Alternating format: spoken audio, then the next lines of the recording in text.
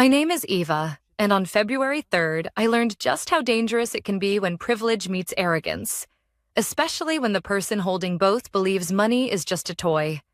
It began like any other Tuesday morning. I was in the finance department by 7:15 a.m., the quiet hum of the office, my favorite soundtrack before the chaos started. Coffee in hand, I was reviewing quarterly projections for our European expansion, a project I'd spent the past year building from scratch. Numbers were strong, clients were confident. For once, everything felt stable. That's when I heard the click of expensive heels on polished marble. I looked up to see her. Isabella Hartley, 27 years old, daughter of our CEO, special advisor to the board. The title was as meaningless as it sounded. She had no background in finance, no credentials, and no apparent understanding of how our company worked. But what she did have was influence. And that, in her mind, meant she could tell anyone what to do. "Eva," she said sweetly, in that fake nice tone I'd learned to distrust. "I need you to process a wire transfer. 250,000, urgent. Today." I set down my coffee. "For what department?"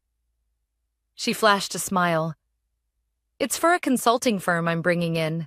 They'll help us modernize operations."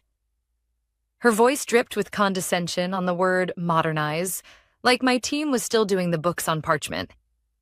I glanced at the request form she slid across my desk. No vendor ID, no contract. Just a bank account number and the name of a firm I'd never heard of. "I'll need documentation," I said evenly. "Signed approval from the CFO, a vendor profile, and proof of services." She tilted her head, that practiced look of amusement barely hiding her irritation. "Eva, I'm telling you to do it. My father knows. Just make it happen." I'd seen this game before. New consultants hired at her whim, invoices for work that never happened, and budgets blown on pet projects that vanished without results. But never at this scale. 250,000 was not petty cash. It was a red flag the size of a football field. "I can't process undocumented transfers," I said, my tone calm but firm. "Company policy." Her smile vanished. "Do you know who I am?" "Yes," I replied, "which is why I'm following the rules." For a moment, she just stared at me, her face flushing pink. Then she leaned in, voice low. "If you don't process that transfer, you won't have a desk to sit at tomorrow." My heart rate spiked, but I held her gaze. "Then I guess tomorrow will be interesting." She straightened, collected her form, and walked out without another word. I knew, in my gut, this wasn't over. That night, I couldn't shake the conversation. Was the consulting firm just another overpriced vanity project? Or something worse? The finance world is full of shell companies and advisors that exist solely to move money quietly. I'd seen enough headlines to know how those stories end. Still, I told myself I'd done the right thing. If I lost my job over protecting the company from a fraudulent transaction, so be it. The next morning, my phone buzzed at 8:12 a.m., CEO's office. "Eva, can you come in?" The CEO's assistant didn't bother with pleasantries. When I stepped into Robert Hartley's office, Isabella was already there, perched on the arm of his leather chair like a cat that had just caught a bird. "Eva," Robert began, his voice clipped. "Effective immediately, your employment with Hartley International is terminated." My stomach lurched, but I kept my face neutral. "Reason?" He leaned back, avoiding my eyes. "Loss of trust. We'll arrange for your belongings to be sent to you. Security will escort you out." I glanced at Isabella. She was smirking. I thought of the clean, documented record I'd kept of every suspicious request over the past year. Not just hers, but her father's, too. Every transaction that didn't add up. Every deviation from compliance procedures. Every time they'd tried to bypass oversight. I nodded slowly. "Understood." And then I left. Calm, head high. Exactly 58 minutes later, as I was finishing a cappuccino at the cafe across the street, my phone lit up with a text from Jenna, our receptionist. Police, 2 of them, just walked in. I stared at the screen, a strange mix of dread and vindication swirling in my chest. Whatever was about to happen, I knew one thing. The game had just changed. From my spot in the cafe, I could see straight through the glass lobby doors of Hartley International. 2 uniformed officers stood inside, one speaking to Jenna at the reception desk, the other scanning the ID badge scanner like he was assessing the place. My phone buzzed again. Jenna. They're asking for Robert, and they have papers. I sat back in my chair, watching the scene unfold through the fogged-up window. Pedestrians walked past with takeaway coffees, completely unaware that inside that glass tower, something had just cracked open. Exactly 1 hour earlier, I'd been marched out of that same lobby, my keycard deactivated before I'd even reached the elevator. A year of building financial stability for the international division, gone with a 5-minute meeting and a vague loss of trust. But here's the thing about people like Robert and Isabella Hartley. They believe firing someone erases the problem. They never consider that the person they're firing might have been the only one keeping the dam from bursting. The first sign that the police weren't there for a casual chat came when Jenna stepped away from her desk, phone pressed to her ear, eyes wide. She mouthed something toward the glass. It's bad. A few seconds later, Robert appeared from the elevator. Perfectly tailored suit, silver cufflinks, that trademark half-smile he used in investor meetings. But as soon as the taller officer handed him a manila envelope, the smile dropped. Isabella appeared next, her expression sharp, like she'd walked into a room ready to win an argument. But when the officer turned to speak to her directly, something flickered in her eyes. A split second of uncertainty. From my seat, I couldn't hear a word, but I didn't need to. I'd seen enough interviews between law enforcement and executives to know the rhythm. Identification, explanation, request to speak privately. And then Robert made the first mistake of the day. He gestured toward the executive conference room, glass walls and all. If you're trying to hide panic, you don't choose a fishbowl. While they disappeared into the conference room, my mind rewound to the last 6 months. It had started with smaller requests. $5,000 to a creative strategist Isabella met at an art gala. $12,000 to cover event sponsorship for a charity she chaired, which somehow never appeared on the charity's ledger. Each time I'd filed them in a separate folder.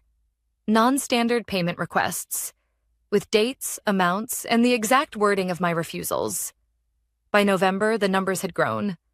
$40,000 for consultation on luxury branding, billed from a company whose website had been registered only 2 weeks earlier.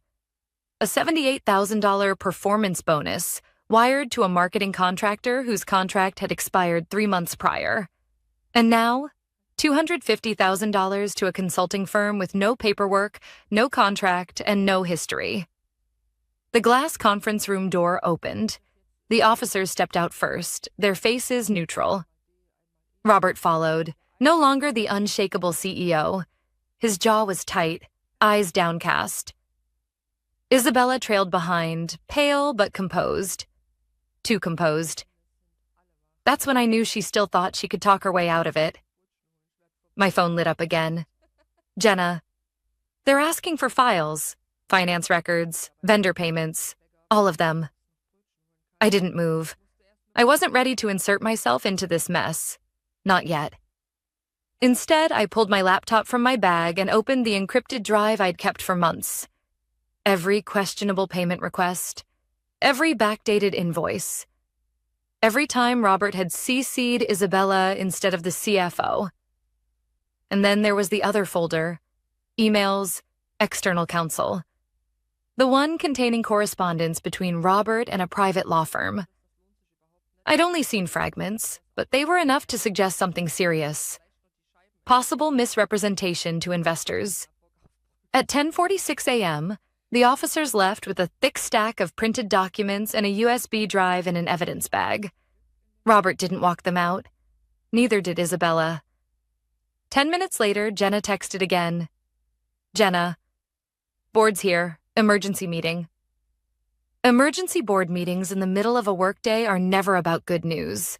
By noon, word had already spread beyond the building. Finance news blogs were buzzing about possible compliance concerns at Hartley International.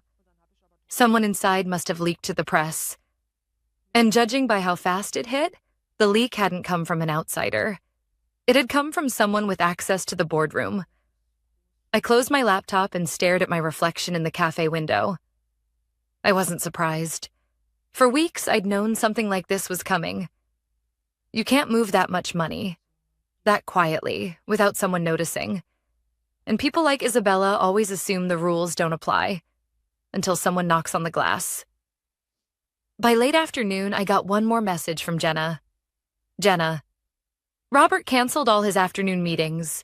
Isabella left the building in tears. I let the phone rest on the table. The day before, I'd walked out with a cardboard box and no job. Today, it was the Hartleys who were cornered. But I knew better than to celebrate. Because if there's one thing I've learned in corporate life, it's that desperate people with power are the most dangerous of all. And the Hartleys weren't finished.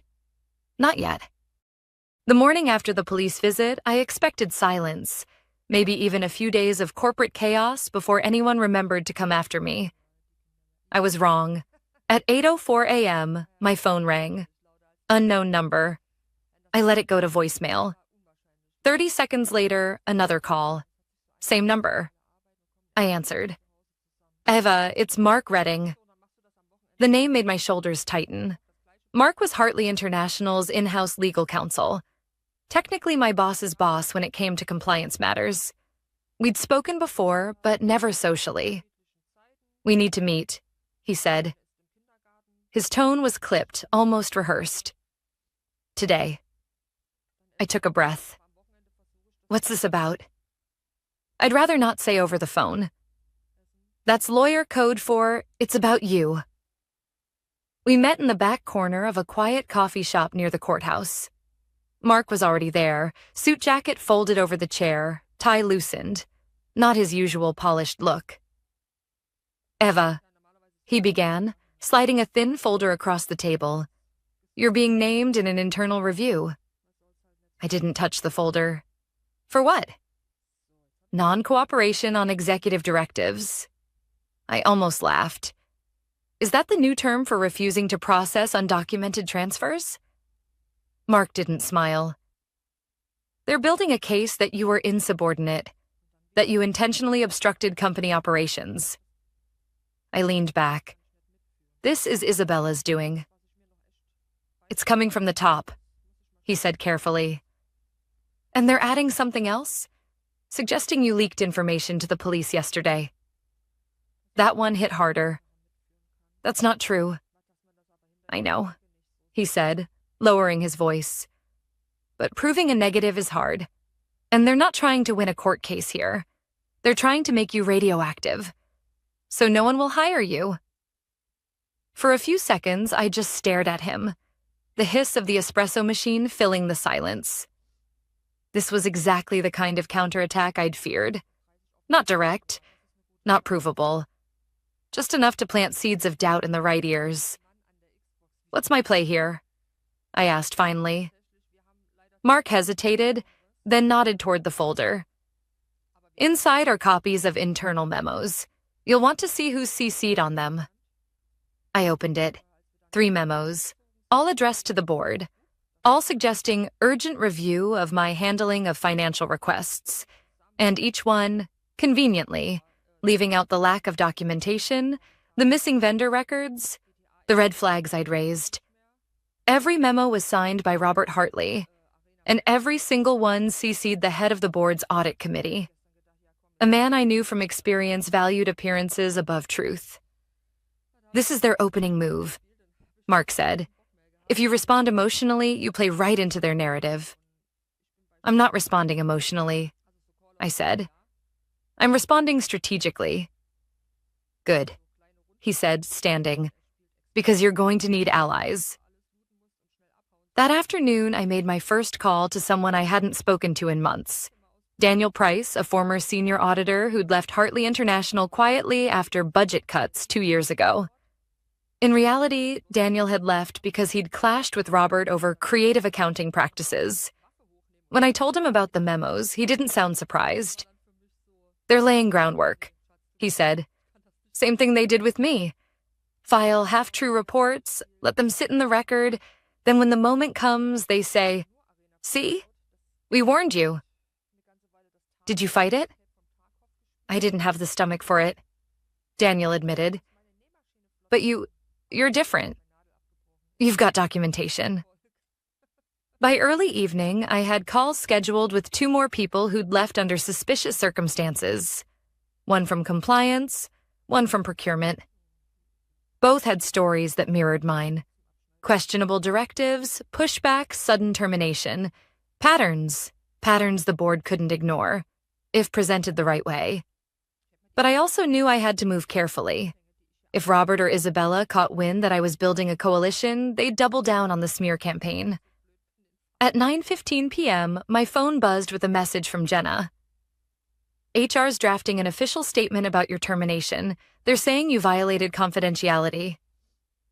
That one made my jaw clench. Confidentiality is the golden bullet in corporate disputes. Vague enough to mean anything, serious enough to scare away future employers. I typed back quickly. "Me. If they release that statement, I'll respond. Publicly." Her reply came fast. "They're betting you won't." I stared at the screen for a long moment. They were right, at least for now. If I went public too soon, it would look like retaliation. But if I waited too long, the narrative would harden. By midnight, I'd decided on my next move. I wasn't going to fight this in the press. Not yet. I was going to fight it in the boardroom. Because while Robert and Isabella were busy trying to bury me under memos and rumors, they'd forgotten one important fact.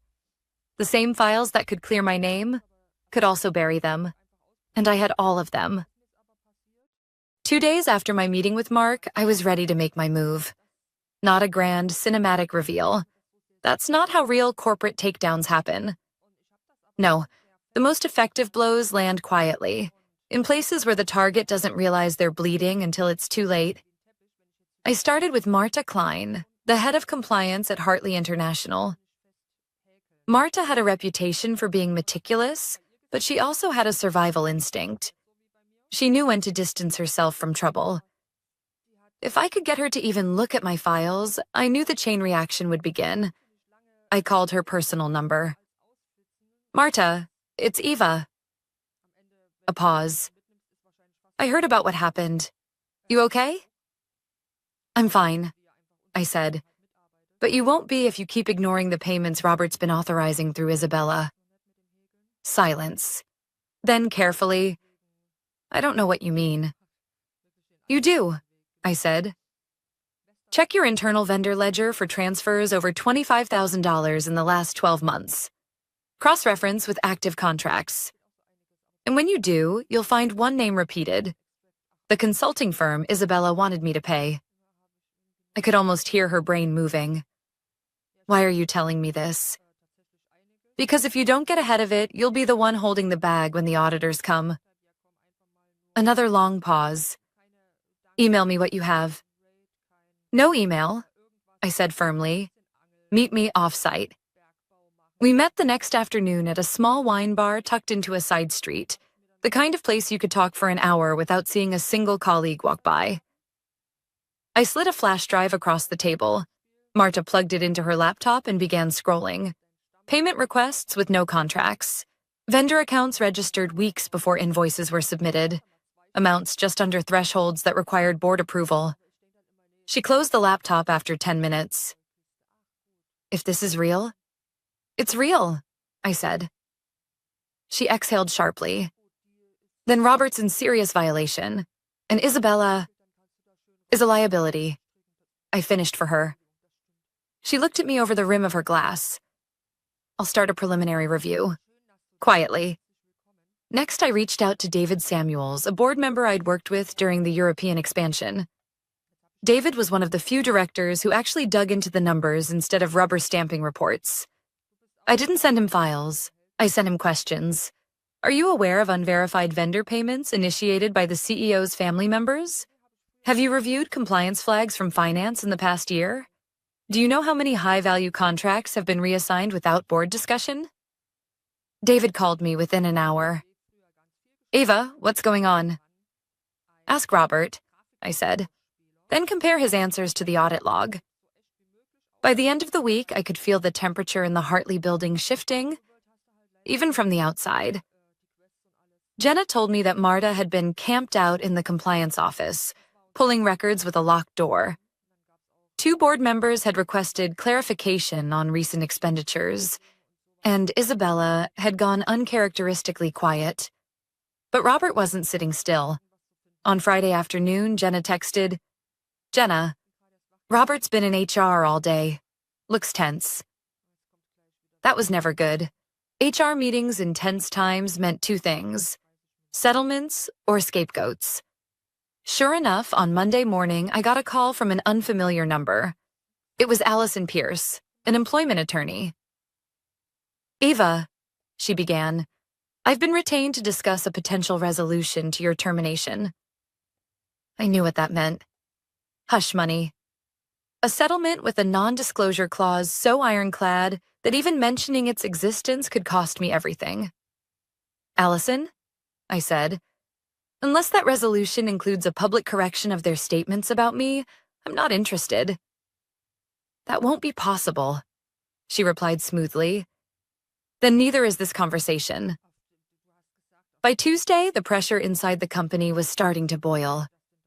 Marta called me from her car, voice low. I don't know what you set in motion, but the board's finance subcommittee is convening tomorrow. They've pulled every transaction over $10,000 from the last 2 years. Robert's not happy. Good, I said. He shouldn't be. Ava, she said cautiously, you realize if this blows up, it's not just them. Some of these payments went through with other managers' sign-off. That's their problem, I said. I refuse to be part of it. That's the difference. That night, I sat at my kitchen table reviewing my own notes. It struck me that I wasn't just trying to clear my name anymore. Somewhere along the way, this had become about cleaning out an infection the company had been living with for years. It was also when I realized something else. I had one last card to play. The police who had shown up in the lobby that morning, they hadn't been there on a random tip. They'd been there because an outside party had raised a formal complaint tied to possible misappropriation of corporate funds. I knew exactly who that outside party was. And if the Hartleys didn't know yet, they were about to. By the time the finance subcommittee met the next morning, I was ready. Because the thing about feeding a fire is that once it's burning hot enough, you don't need to push. You just stand back and watch. The finance subcommittee met at 8:30 a.m. on a rainy Wednesday, the kind of gray that turns glass towers into mirrors.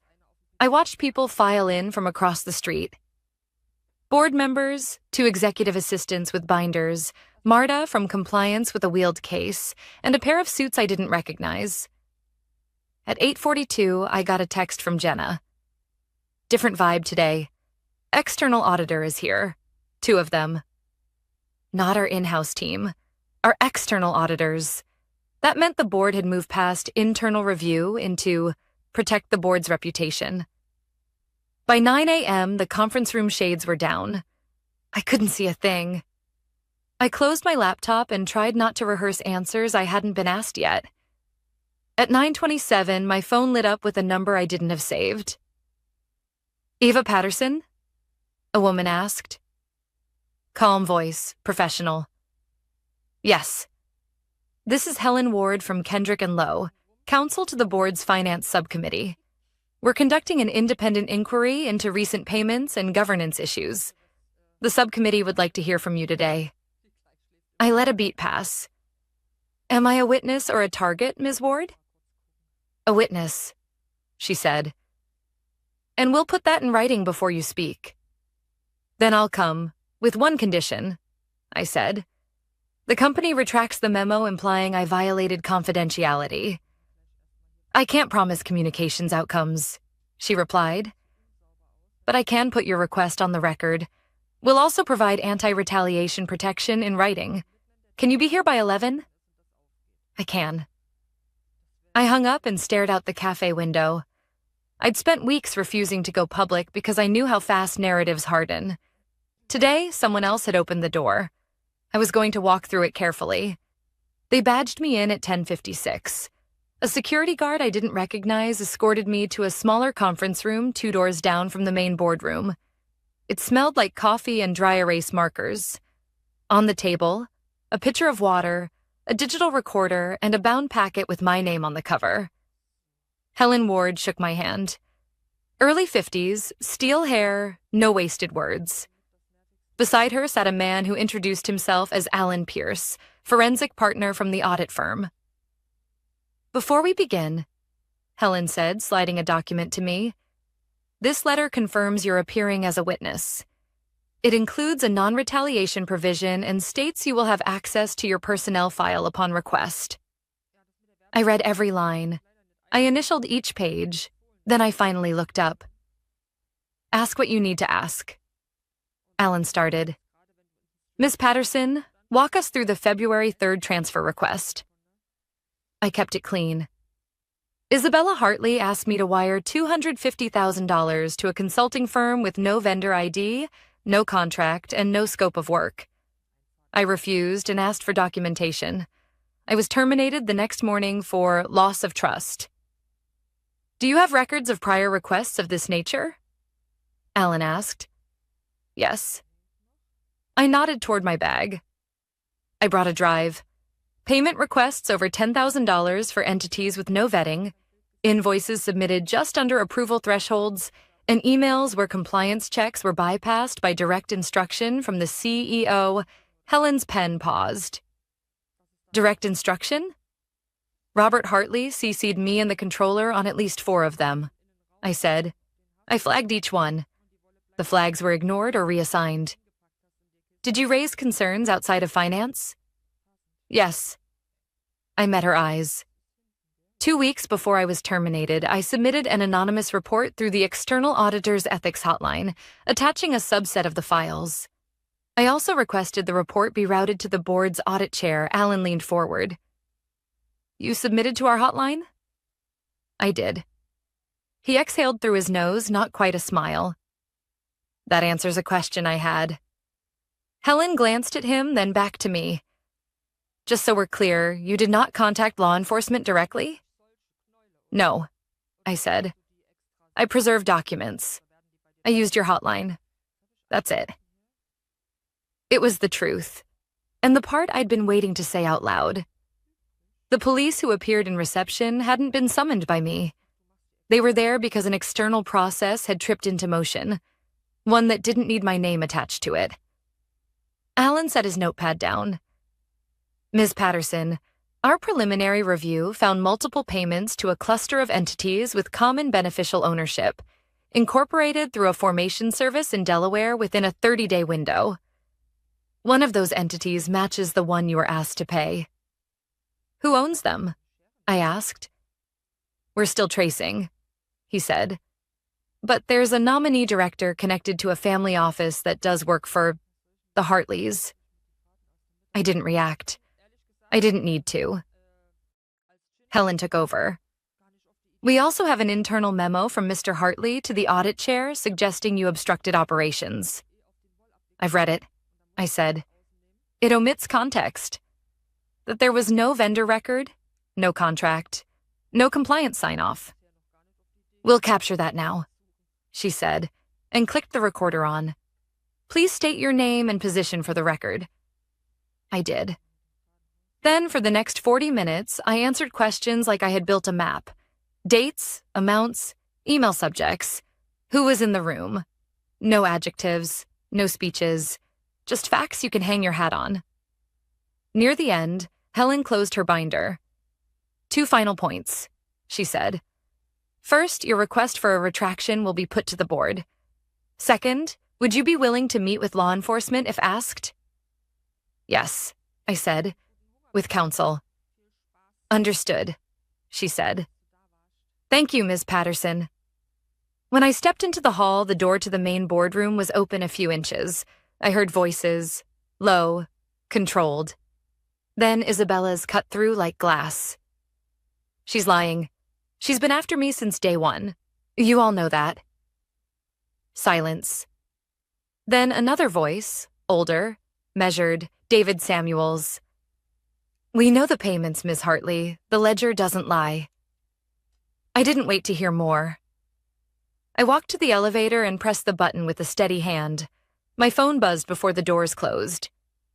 Jenna, you lit a fuse. Me, I didn't. Their own systems did. By mid-afternoon, the building had a pulse I could feel from the sidewalk. 2 IT managers rolled carts past reception, followed by one of the external auditors. Forensic imaging. Standard when a board decides to preserve evidence. A courier arrived with a sealed envelope. Minutes later, Marta stepped out of the elevator, eyes red but jaw set. She saw me through the glass and gave the smallest nod. At 3:12 p.m., my email pinged with a message from Helen. Subject: Interim Actions.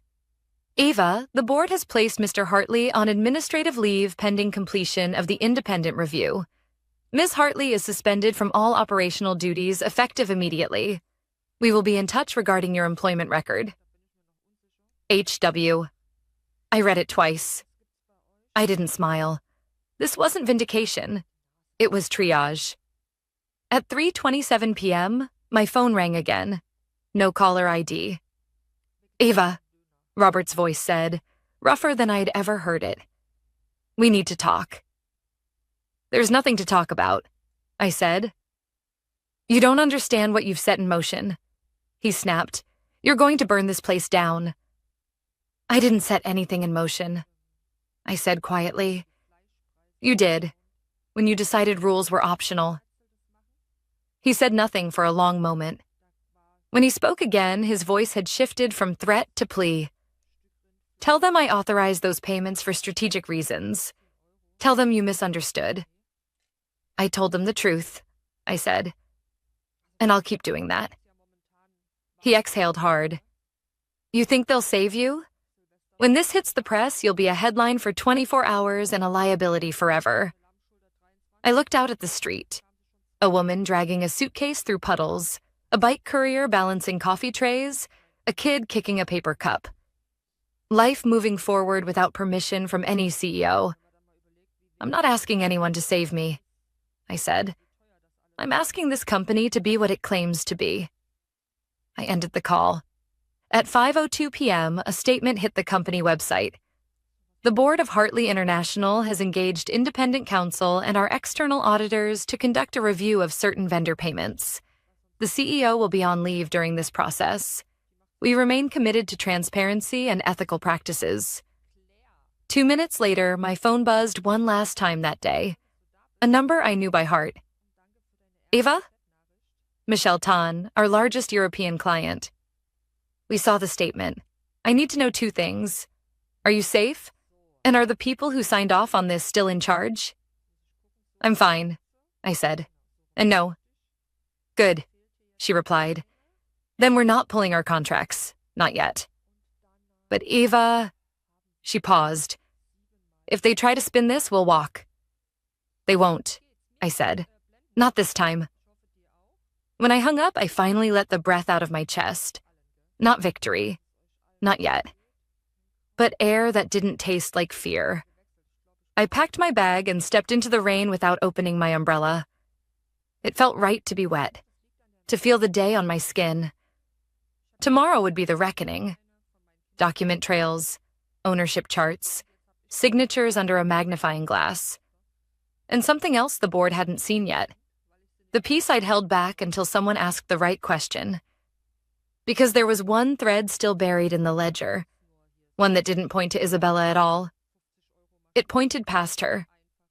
The next morning, the rain had cleared, but the air felt heavy. The kind that warns you a storm isn't far. I'd barely poured my coffee when my phone rang. It was Helen Ward. Eva, she said. The subcommittee wants to see the rest of your files. I didn't ask how she knew there was more. She was too good at her job not to suspect I'd held something back. I'll bring them, I said. But you need to understand, this thread doesn't stop at Isabella. There was a pause. Then I suggest you get here before the full board meets. By 9:15, I was in the same small conference room as before. This time, Alan from the audit firm looked almost impatient. What are we about to see? He asked. I slid the final folder across the table. Not a flash drive this time, but hard copies. Some things are better read on paper when you want the weight of them to be felt. These, I began, are records from the European expansion contracts. Vendor accounts that looked legitimate, except they were shell companies with one shared managing director. The director happens to be an old business partner of Robert Hartley. Helen's brows knitted.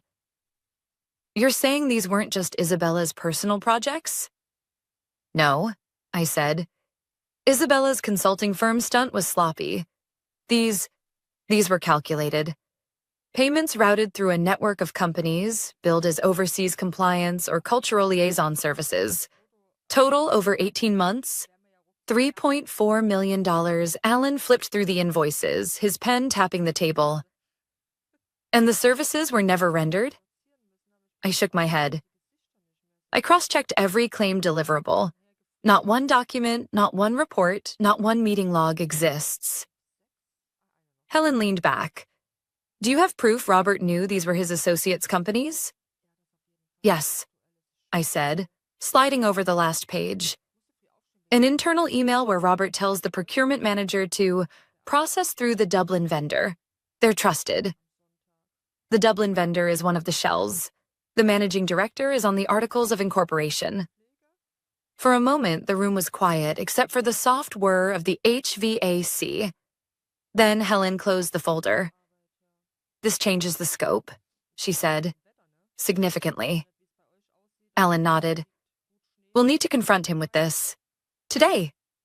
Helen looked at me. Would you be willing to be in the room? I thought about it for a beat. Yes, but I'm not here for theater. I'll answer their questions, nothing more. At 10:03, I was led into the main boardroom for the first time in my career. 12 directors, serious faces. Robert Hartley sat at the far end, his tie looser than usual, eyes fixed on the table. Isabella wasn't there. Helen opened. Mr. Hartley, the auditors have identified a pattern of vendor payments tied to your former business partner. We have documentation linking these entities directly to your instructions. Robert looked up sharply. That's absurd.